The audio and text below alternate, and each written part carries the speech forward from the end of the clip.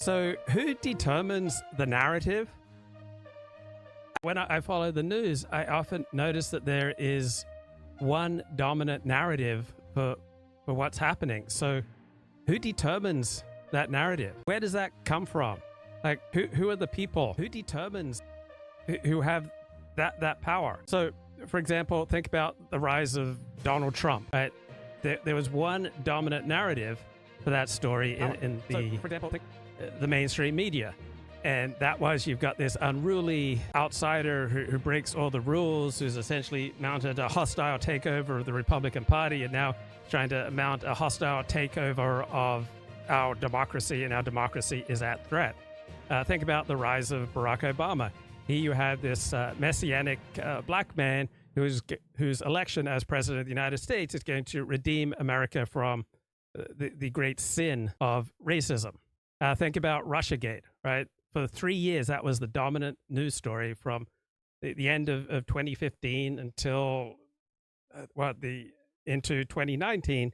This idea that Donald Trump may have colluded with Russia, or at least that Russia was messing with our state, was messing with our election. So who determined a news story that on the faces of it didn't really make much sense? Whenever I try to read the Russiagate stories, I just get a headache, because there was no way that Russian interference was a dominant factor in the election of Donald Trump. It seemed like a distraction from reality, but it met a need for a lot of people to explain the election of Donald Trump. And so even though there were very few facts behind the idea that Donald Trump actively colluded with Russia, and that determined the 2016 election, there was a tremendous demand side for that narrative. So there are at least two factors that go into determining the winning narrative, right? One factor is the supply side. And if there's a small group of people, for example, who get to say what knowledge is, then maybe there's a small group of people who get to say what the narrative is. That's on the supply side. So this is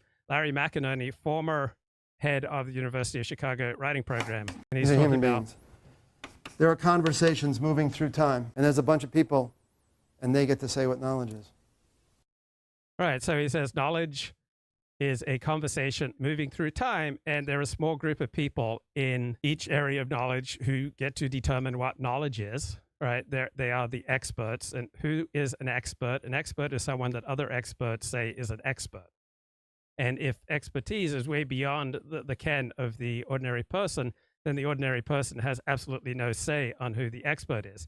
And when you look at the publications that academics read, they are far removed from the publications that dominate popular concerns. Right? So what goes on in the popular news media usually has little effect on what our knowledge elites determine is knowledge.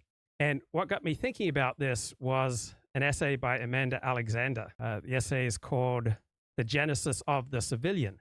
So I didn't realize that civilian was a whole brand new category established after the First World War. I thought civilian was an eternal, changeless notion that has gone on through time, but it turns out that the whole concept of the civilian is a specific way, it is a contingent way, it is a historically conditioned way of viewing non-combatants that can be traced to the First World War.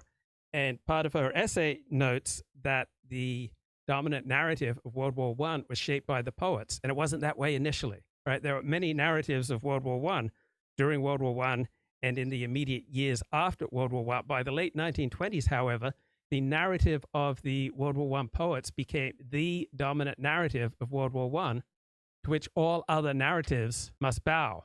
So who determines that? Right? Who determines that the perspective of the World War I poets was the dominant narrative to which all other narratives of World War I must pay obeisance?